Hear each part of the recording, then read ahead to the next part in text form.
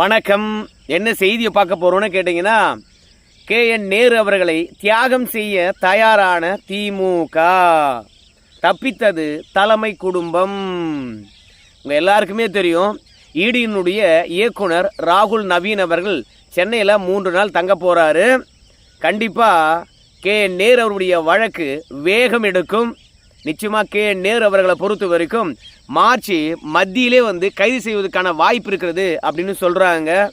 அதுக்காக தான் ராகுல் நவீன் அவர்களை பொறுத்த வரைக்கும் ஏற்கனவே ஈடியானது எத்தனை வழக்குகளை பதிந்திருக்கிறது, அந்த வழக்குகளை வேகப்படுத்த வேண்டும், நீதிமன்றத்தில் இருக்கக்கூடிய வழக்குகளை துரிதப்படுத்த வேண்டும், சாட்சியங்களை வலுப்படுத்த வேண்டும் என்று சொல்லிட்டு 3 நாள் ஆலோசனை செய்ய போகிறாரு.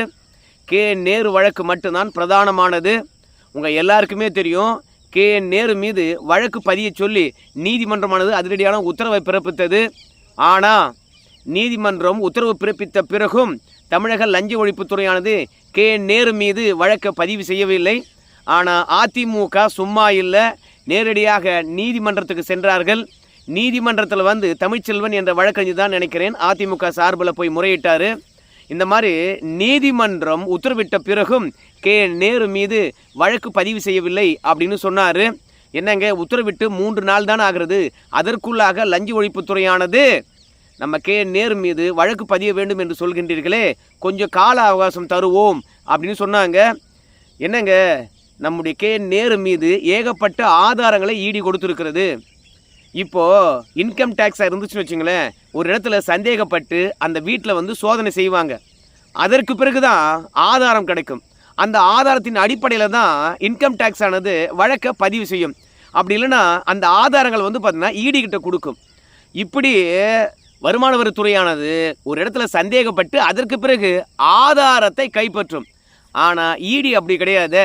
முதல்ல ஆதாரங்களை திரட்டும், அந்த ஆதாரத்தின் அடிப்படையில் தான் FIR போட சொல்லுவாங்க. அதனால் KN நேரு மீது ஏகப்பட்ட ஆதாரங்கள் இருக்குது. அவர் ஊழல் செய்தார் என்று நிரூபிப்பதற்கான ஏகப்பட்ட ஆதாரம் இருக்குது. ஆதாரத்தின் அடிப்படையில் தான் ஈடியானது களமிறங்கும். சந்தேகத்தின் அடிப்படையில் தான் வருமான வரித்துறையானது களமிறங்கும். அதனால் வருமான வரித்துறைக்கும் ஈடிக்கும் நிறைய வித்தியாசம் இருக்குது. அதனால் ஆதாரங்கள் அடிப்படையில் FIR போடணுங்களே. அதனால் இதுக்கு கால அவகாசம் தேவையில்லை. அதே மாதிரி லஞ்ச ஒழிப்புத்துறையும் பார்த்தீங்கன்னா KN நேரு மீது இருக்கக்கூடிய வழக்குகளை விசாரிக்கவும் தேவையில்லை. முதல் கட்ட விசாரணையை KN நேரு கிட்ட போய் விசாரிக்கவும் தேவையில்லை. அதனால் ஈடி கொடுக்கின்ற ஆதாரத்தின் அடிப்படையில் FIR போடுங்க. அந்த FIR அடிப்படையில் ஈடி விசாரிக்கட்டும். ஏன்னா சட்டவிரோதமான பண பரிவர்த்தனையாக நிகழ்ந்திருக்கிறது. KN நேரு மட்டுமே இதில் குற்றவாளியாக இருந்தார்னு வச்சுங்களேன், நாம் இந்த வழக்கை KN நேரு மீது வழக்கு பதிவு செய்வதற்காக கால அவகாசத்தை நாம் கொடுக்கலாம். ஆனால் KN நேரு தொட்டு அவர் பின்னாடி ஏகப்பட்ட பேர் இதில் சம்மந்தப்பட்டிருக்கின்றார்கள். அதனால் KN நேரு அவர்களிடம் விசாரிக்கின்ற பொழுது தான் FIR போட்டு அடுத்தடுத்த வேர்களை நோக்கி நம்ம நகர முடியும். அதனால் KN நேரு மீது FIR போடணுங்க, ஆதாரம் இருக்கின்ற போது கால அவகாசம் தேவையில்லைங்க அப்படின்னு சொன்னாங்க. உடனடியாக அதிமுகவுடைய வழக்கறிஞர் மாநில செயலாளர் இருக்கக்கூடிய இன்பதுரை எங்களுக்கு FIR போடணுங்க அப்படின்னாங்க. இல்லைனா நான் நீதிமன்ற அவமதிப்பு வழக்கு பதிவேன் அப்படின்னு சொன்னார். சரிங்க, நீங்கள் இதெல்லாம் தொகுத்து ஒரு மனுவாக தாக்கல் பண்ணுங்க, நாங்கள் FIR போடுறதுக்கான உத்தரவு பிறப்பிக்கிறோம் மீண்டும் கூட. அப்படி இல்லைனா நீங்கள் நீதிமன்ற அவமதிப்பு வழக்கு கூட தொடுக்கலாம். முதல்ல ஒரு மனுவாக தாக்கல் பண்ணுங்க, கோரிக்கை எல்லாம் வேண்டாம் அப்படின்னு சொன்னாங்க. அதனால் இன்றைக்கி மனுவாக தாக்கல் பண்ணுவாங்கன்னு நினைக்கிறேன். இதற்கிடையில் KN நேரு அவர்களை பொறுத்த வரைக்கும் இந்த வழக்கிலிருந்து தப்பிக்க வேண்டும், தன்னுடைய கைதிலிருந்து தப்பிக்க வேண்டும் என்பதற்காக கண்டிப்பாக KN நேரு அவர்கள் உச்சநீதிமன்றத்தை நாடினாலும் நாடலாம். அதனால் அதிமுகவினுடைய வழக்கறிஞர் பிரிவு மாநில செயலாளர் இருக்கக்கூடிய இன்பதுரை அவர்கள் உச்சநீதிமன்றத்திலும் போய் கெய்விட் மனுவை போட்டிருக்கின்றார். KN நேரு அவர்கள் வழக்கு தொடுத்தார் என்றால் அவருடைய வழக்கில் என்ன கேட்காம எந்த ஒரு உத்தரவும் பிறப்பிக்கக்கூடாது அப்படின்ற ஒரு மனுவை அங்கே தாக்கல் பண்ணியிருக்கின்றார். அதிமுகவை பொறுத்த வரைக்கும் KN நேரு அவர்களை உள்ள தூக்கி போடணும் அப்படின்ற எண்ணத்தில் தான் இருக்கிறாங்க. ஏன்னா அவர் நிரபராதி என்பதை நீதிமன்றம் சொல்லட்டும். திமுககார நிரபராதி ஆட்சி அதிகாரத்தில் இருக்கும் என்ற எண்ணத்தினால லஞ்ச ஒழிப்புத்துறைக்கு அழுத்தம் கொடுத்து ஒரு குற்றவாளியை காப்பாற்றக்கூடாது என்பதற்காக எல்லா மட்டங்களிலும் அதிமுக முயற்சி செய்து கொண்டே இருக்கிறது. ஆனாலும் திமுக தலைமை குடும்பமானது நம்ம KN நேரு அவர்களை காப்பாற்றுகிறது. KN நேரு ஏன் காப்பாற்றப்படுகின்றார் என்ற விஷயமானது உங்கள் எல்லாருக்கும் தெரியும். அவர் வாங்கின எல்லா நிதியும் பார்த்தீங்கன்னா கட்சிக்காக தான் செலவு செய்திருக்கிறேன், பார்ட்டி ஃபண்டு தான் அப்படின்னு சொல்லியிருப்பதனால அவர் அடித்த 2300 கோடியும் கட்சிக்கு தான் கொடுத்துருக்குறேன் அப்படின்னு சொல்லும்போது கட்சிக்கு யார் தலைமை தாங்குறாங்கிற விஷயம் நல்லா தெரியும், நம்ம ஸ்டாலின் ஐயா தான். அதனால் ஸ்டாலின் ஐயா அவர்களை நோக்கி இந்த விசாரணையானது நகர்வதற்கான வாய்ப்பு இருக்கிறது. அதனால் KN நேரு அவர்களோடு இந்த வழக்கை முடிச்சுக்கலாம் அப்படின்றதுக்காக தான் KN நேரு அவர்கள் மீது இன்றைக்கி FIR போகிறதுக்கான வாய்ப்பு அதிகம் அப்படின்னு சொல்கிறாங்க.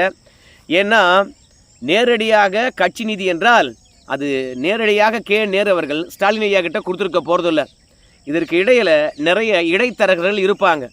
குறிப்பாக KN நேரு அவர்களுக்கும் முதலமைச்சருடைய மருமகன் சபரீசன் அவர்களுக்கும் பல கட்ட பேச்சுவார்த்தைகள், அதாவது இங்கிலீஷில் சொல்லணும்னா டீலிங் நடந்திருக்க வாய்ப்பு இருக்குது. அதனால் KN நேரு, அப்புறம் சபரீசன், அதற்கு பிறகு உதயநிதி, அதற்கு பிறகு முதலமைச்சர் ஐயா ஸ்டாலின், இவையெல்லாம் தாண்டி பல அதிகாரிகள் பொறுத்த வரைக்கும் இந்த கட்சி நிதி தொடர்பாக நம்முடைய துர்கா அம்மா அவர்களிடத்திலும் பல விஷயங்களை டிஸ்கஸ் பண்ணியிருக்காங்களாம். அதனால் துர்கா அம்மா அவர்களும் இந்த வழக்கில் கைதாவதுக்கான வாய்ப்பு இருக்கிறது அப்படின்னு சொல்கிறாங்க. ஏற்கனவே கனிமொழி அவர்களை பொறுத்த வரைக்கும் திகாருக்கு போயிட்டு வந்தாங்க. அது 2014க்கு முன்பு என்று நினைக்கிறேன். ஆனால் இந்த முறை நிச்சயமாக துர்கா ஸ்டாலின் அவர்களை ஈடியானது நெருங்குவதற்கான வாய்ப்பு இருக்குது. அதனால் ஒரு பெரிய நெட்வொர்க் இதில் இருப்பதனால தான் முதல்ல KN நேரு மீது வழக்கு பதியணும் அப்படின்னு சொல்லியிருக்கிறாங்க. அது மட்டும் இல்லை, அகமதாபாத்தில் பார்த்திங்கன்னா ஈடியினுடைய மண்டல மாநாடு கூட்டம் நடந்தது. அப்படி மாநாட்டை முடித்துவிட்டு நேரடியாக டெல்லி போக வேண்டிய ஈடி இயக்குனர் சென்னை வந்திருக்கின்றார். இப்படி சென்னை வந்திருப்பதனுடைய நோக்கம் என்ன அப்படின்னு பார்க்கும்போது நம்முடைய KN நேரு வழக்கை துரிதப்படுத்தி தான் இங்கே வந்திருக்கிறாரு. அதுலேயும் 3 நாள் இங்கேயே தங்குகின்றார். ஸோ KN நேருக்கு எதிராக இருக்கக்கூடிய ஆவணங்களை அலசுகின்றார். ஸோ அதனால் KN நேரு மீது இன்றைக்கி FIR போட்டாங்கன்னா எனக்கு தெரிஞ்சு சனிக்கிழமையே பார்த்திங்கன்னா KN நேரு மீது விசாரணை தொடங்குவதற்காக சம்மன் அனுப்பப்படும் என்று சொல்கிறாங்க. ஆனால் சம்மன் அனுப்பின உடனே அவர் ஆஜராவாரா, இல்லை மார்ச் 9ஆம் தேதி திருச்சியில் மாநாடு இருக்குது, அந்த மாநாடு முடிச்சுட்டு ஆஜராகிறேன் அப்படின்னு சொல்லிட்டு அவகாசம் கேட்பாரான்னு தெரியல. எனக்கு தெரிந்து ஈடி சம்மன் அனுப்பினாலும் நீதிமன்றத்துக்கு சென்று இந்த சம்மனுக்கு தடை வாங்குவார். ஸோ சட்ட போராட்டங்களை திமுக முன்னெடுக்கும். அந்த சட்ட போராட்டங்களை கை கொடுக்கவில்லை என்றால் செந்தில் பாலாஜியை பலி கொடுத்து திமுக தலைமை குடும்பம் எப்படி தன்னை காத்து கொண்டதோ அதே மாதிரி KN நேரு அவர்களை பலி கொடுத்து தங்களை காத்துக்கொள்ள வேண்டும் என்பது அவங்களுடைய எண்ணமாக இருக்கிறது. ஏன்னா தேர்தல் வந்தாச்சு, இந்த நேரத்தில் தலைவர் இல்லை என்றால் அவ்வளோதான், சோழி முடிஞ்சது. ஏன்னா ஈடியை பொறுத்த வரைக்கும் நிச்சயமாக உங்கள் எல்லாருக்கும் தெரியும், சாணிக்க டிவி நீங்கள் பார்த்துருப்பீங்க. தமிழகத்தில் மட்டுமல்ல, இந்தியா முழுவதும் ஏதாவது ஒரு தேர்தல் எப்போதும் நடந்துக்கிட்டே தான் இருக்கும். தமிழகத்திலும் அப்படி தான். இப்போ சட்டமன்ற தேர்தல் நடக்கிறது, அதுக்கப்புறம் பார்த்தா உள்ளாட்சி தேர்தல் நடக்கும், அதற்கு பிறகு நாடாளுமன்ற தேர்தல் நடக்கும். இந்த மாதிரி ஏதாவது ஒரு தேர்தல் நடந்து கொண்டே தான் இருக்கும். அதனால் தேர்தலை அடிப்படையாக வச்சு ஐயோ இந்த நேரத்தில் கைது பண்ணோம்னா அனுதாபலை வந்துருமே அப்படின்னு ஈடியெல்லாம் பார்க்காது, தொடர்ச்சியாக கைது பண்ணுவாங்க. அதனால தான் வட மாநிலங்களில் பல முதலமைச்சர்களை தேர்தல் நெருக்கத்திலே கைது பண்ணாங்க. அதனால் நம்ம முதலமைச்சர் மீது கை வைப்பதற்கு ரொம்ப நேரம் ஆகாது. ஏன்னா தெளிவாகவே KN நேருகிட்ட கொடுக்கப்பட்ட பணம் கட்சி நிதிக்கு போயிருக்குது என்ற ஆதாரமான தெளிவாக தெரிகிறது. மற்ற முதலமைச்சர்களாக இருந்த அரவிந்த் கெஜ்ரிவால் மற்றும் ஹேமந்த் சோரன் இவங்கெல்லாம் கைது செய்கின்ற பொழுது நேரடியான குற்றச்சாட்டுகள் அவர்கள் மீது இல்லை. மதுபான கொள்கையை வகுத்ததில் நம்முடைய அரவிந்த் கெஜ்ரிவாலுக்கும் பங்கு இருக்கிறது. அந்த கொள்கையில் கையெழுத்து போட்டவர் அவர் தான். அதனால் அவர் ஊழலுக்கு வித்திடும் விதமாக அதே மாதிரி மது நிறுவனங்கள்கிட்ட இருந்து அதிகப்படியான மதுவை கொள்முதல் பண்ணுறதுக்கும் அந்த மதுவிலிருந்து கமிஷனை பெறுவதற்கான சட்ட திருத்தங்களை மதுபான கொள்கையாக வகுத்து அதன் மூலமாக லஞ்சம் வாங்கியிருக்காரு என்ற ஒரு குற்றச்சாட்டு தான். அதுக்கே பார்த்திங்கன்னா நம்ம அரவிந்த் கெஜ்ரிவால் அவர்கள் உள்ளே போனார். ஹேமந்த் சோரன் கூட அப்படி தான். ஆனால் இதில் நேரடியாக நாங்கள் அவங்களுக்கு தான் கொடுத்துருக்குறோம் அப்படின்னு சொல்லிட்டு அதிகாரிகளும் அமைச்சரும் பார்த்திங்கன்னா பல இடங்களில் பேசியிருப்பதனாலும் ஆதாரம் கொடுத்துருப்பதனாலும் நிச்சயமாக KN நேரு அவர்கள் கைது செய்யப்பட்டார் என்றால் அடுத்த ஒரு வாரத்திலேயே முதலமைச்சரும் கைது செய்யப்பட வாய்ப்பு இருக்கிறது. தேர்தல் என்பதனால் அவர் விட்டு வைக்க மாட்டாங்க அப்படின்றது சாணிக்கா சேனல்லையே பேசியிருந்தாங்க நம்ம ரங்கராஜ் பாண்டே போன்றவர்கள்லாம். அதனால் திமுகவுடைய தலைமை குடும்பத்தை நோக்கி வருகின்ற விசாரணையை திசை திருப்ப வேண்டும் என்றால் KN நேரு அவர்களை பலி கொடுக்க வேண்டும் அப்படின்னு தான் எல்லாருடைய எண்ணம். இதற்கிடையில் KN நேரை காப்பாற்ற சொல்லி திமுக காங்கிரஸ் கிட்ட கெஞ்சி தான். ஏன்றது உங்கள் எல்லாருக்கும் தெரியும். ராகுல் காந்தியாக இருக்கலாம், சோனியா காந்தி அவர்களாக இருக்கலாம், நேஷ்னல் ஹெரால்டு வழக்கில் தப்பிச்சுக்கிட்டே தான் வராங்க. எப்படி தப்பிக்கிறாங்க அப்படின்னு பார்க்கும்பொழுது ஈடி அலுவலகத்தில் காங்கிரஸ் ஆட்சி இருக்கின்ற போது நிறைய பேர் வேலை பார்த்தாங்க. அவங்களுடைய தயவின் காரணமாக இந்த நேஷ்னல் ஹெரால்டு வழக்கானது தள்ளி போயிட்டே இருக்கிறது. எந்த விதத்திலும் அவங்க கைதாகாத அளவுக்கு பார்த்துக்கிட்டு இருக்கிறாங்க. அதனால் அவங்களுடைய இன்ஃப்ளூயன்ஸை பயன்படுத்தி நேரு அவர்கள் கைதாகாத அளவுக்கு தடுக்கணும் அப்படின்னு சொல்லிட்டு ராகுல் காந்தி இடத்திலும் கோரிக்கை வைத்திருக்கின்றார்களாம். கூட்டணி பேச்சுவார்த்தைக்காக காங்கிரஸை அழைக்கிறாங்க. காங்கிரஸை பொறுத்த வரைக்கும் ஒத்த காலில் நிற்குது 32 தொகுதிக்கு. ஆனால் திமுகவை பொறுத்த வரைக்கும் அப்படிலாம் கிடையாது ஐயா, நீலாம் அவ்வளோ கேட்டால் நாங்கள் நான் கொடுக்குறதுக்கு தோக்கா. ஏன்னா மற்ற கட்சிகளை பொறுத்த வரைக்கும் அவங்க தொகுதியின் அளவை குறைச்சிக்கிட்டு இருக்கும்பொழுது காங்கிரஸ் மட்டும் உயர்த்தினா மற்ற கட்சிகளும் வந்து பார்த்திங்கன்னா அதிக தொகுதியை கேட்கும். அதனால் என்னால் கொடுக்க முடியாது அப்படின்னு காங்கிரஸுக்கு திமுக கரார் காட்டுது. 24 தொகுதி காங்கிரஸுக்கு, ஒரு மேலவை எம்பி. ஆனால் காங்கிரஸை பொறுத்த வரைக்கும் நபார்ப்பா சும்மானா வந்து எங்களை ஏமாற்றி கிடக்காது, தயவு செய்து இன்றைக்கி இல்லை நாளைக்கு இல்லை அப்படின்னுட்டு எங்களுக்கு 32 தொகுதி கொடு, அது இல்லைனா வந்து மேலவை எம்பி 2 கொடு அப்படின்னு கேட்குறாங்க. அது மட்டும் இல்லை, செல்வப்பிரந்தை அவர்களை பொறுத்த வரைக்கும் 27 தொகுதிக்கு உறுதியாக காங்கிரஸ் ஆனது திமுகவுடன் கூட்டணி வைக்கும் அப்படின்றத நேற்று வெளிப்படையாக சொல்லியிருக்கிறாரு. முதல்ல இன்றைக்கி சிபிஐ சிபிஐஎம் இந்த 2 கட்சியும் இன்றைக்கி திமுக இடத்துல போய் கூட்டணி பேச்சுவார்த்தையை செய்கின்றன. மதியத்துக்கு பிறகு வந்து காங்கிரஸ் வந்து திமுகவுடன் பேச்சுவார்த்தை நடத்துகிறது. 27 தொகுதியும் ஒரு மேலவை எம்பியும் உறுதி அப்படின்னு வந்து செல்வப்பிரந்தை இடத்துல திமுக சொல்லியிருப்பதாகவும் அதுவே இறுதி செய்யலாம் அப்படின்னும் செல்வப்பிரந்தை சொல்லியிருப்பதாக தெரிகிறது. ஆனால் நம்ம செல்வப்பிரந்தையுடைய எல்லா முடிவுகளும் திமுகவுக்கு சாதகமாக இருப்பதனால செல்வப்பிரந்தை அவர்களை பொறுத்த வரைக்கும் நிச்சயமாக இந்த மார்ச் மாதம் இறுதிக்குள்ளாகவே மாற்றப்படுவார் அப்படின்னு சொல்கிறாங்க. ஏன்னா ராகுல் காந்தியை பொறுத்த வரைக்கும் நேற்று தமிழ்நாட்டில் இருக்கக்கூடிய நிர்வாகிகளை அழைத்து பேசியிருக்கின்றார். கூட்டணி தொடர்பாக என்ன முடிவெடுக்கலாம் என்று சொல்லிட்டு. ஏன்னா இந்த கூட்டணி முடிவு எடுப்பதாக இருந்தாலும் சரி, கூட்டணி பேச்சுவார்த்தையை தொடங்குவதாக இருந்தாலும் சரி, கூட்டணி பேச்சுவார்த்தையில் நேரடியாக திமுக கிட்ட போய் பேசுவதாக இருந்தாலும் சரி, எல்லாமே கிரிஷ் ஷோடிங்கர் தான். அவர் தான் வந்து பார்த்திங்கன்னா தமிழ்நாடு தேர்தல் பொறுப்பாளராக ராகுல் காந்தி மூலமாக நியமிக்கப்பட்டிருக்கிறார். ஆனால் என்ன நடக்குதுன்னு கேட்டிங்கன்னா, தமிழ்நாட்டில் மட்டும் தலைமை தாங்கிறவர் கிரிஷ் ஷோடிங்கர். அவரை தவிர மற்றவங்க எல்லாருமே வந்து கூட்டணி தொடர்பாக வெளியில் பேசிகிட்டே இருக்காங்க. அதில் ஒரு படி மேலே போயிட்டு வசந்த் அண்ட் கோவினுடைய ஓனராக இருக்கக்கூடிய விஜய் வசந்த் அவர்கள் என்ன சொல்கிறாருன்னு கேட்டிங்கன்னா, கிரிஷ் ஷோடிங்கர் அவர்கள் தெரிவிக்கின்ற கருத்து அவருடைய சொந்த கருத்து என்று சொல்லுகின்றார்கள். தேர்தல் பொறுப்பாளராகவும் கூட்டணியை பேசுகின்ற தலைவராகவும் நியமிக்கப்பட்டிருக்கக்கூடிய கிரிஷ் ஷோடிங்கர் சொல்கிறது சொந்த கருத்தான். எங்கோ ஒரு காங்கிரஸ் கட்சியில் எம்பியாக இருக்கக்கூடிய விஜய் வசந்த் அவர்கள் சொல்கிறது வந்து அதிகாரப்பூர்வமான கருத்தான். இதெல்லாம் எவ்வளோ கூத்தாக இருக்கிறது. அதனால் தமிழ்நாட்டை பொறுத்த வரைக்கும் என்னை பொறுப்பாக போட்டுட்டு ஆளுக்கு ஒருத்தர் பேசிகிட்டு இருக்கிறாங்கப்பா, திமுகவுக்கு சார்பாகவே அதை கூப்பிட்டு கேளு அப்படின்னு கிரிஷ் ஷோடிங்கர் ராகுல் காந்தி கிட்ட சொல்ல, ராகுல் காந்தி அவர்களும் ஒட்டுமொத்த காங்கிரஸ் நிர்வாகிகளும் கூப்பிட்டு, யோ கிரிஷ் ஷோடிங்கர் சொல்கிறத கேளுங்கய்யா, ஏன் ஆளுக்கு ஆளு பேசிகிட்டு இருக்கீங்க, நீங்கள் சரிப்பட்டு வரமாட்டீங்க, தமிழகத்தில் இருக்கின்ற ஒட்டுமொத்த டீமையும் மாற்ற போகிறேன் அடுத்து வருகின்ற சட்டமன்ற தேர்தலுக்காக அப்படின்னு சொல்லிட்டு ராகுல் காந்தி அதிரடி காட்டி இருக்கின்றாராம். அதில் தான் நம்ம செல்வப்பிரந்தை அவர்கள் கலக்கம் அடைந்து இருக்கின்றாருங்க. அது மட்டும் இல்லை, கிரிஷ் ஷோடிங்கர் அவர்களை பொறுத்த வரைக்கும் தவேகாவுடன் பேச்சுவார்த்தை நடக்கிறது அப்படின்ற விஷயத்தை பொதுவெளியில் போட்டிருக்காரு.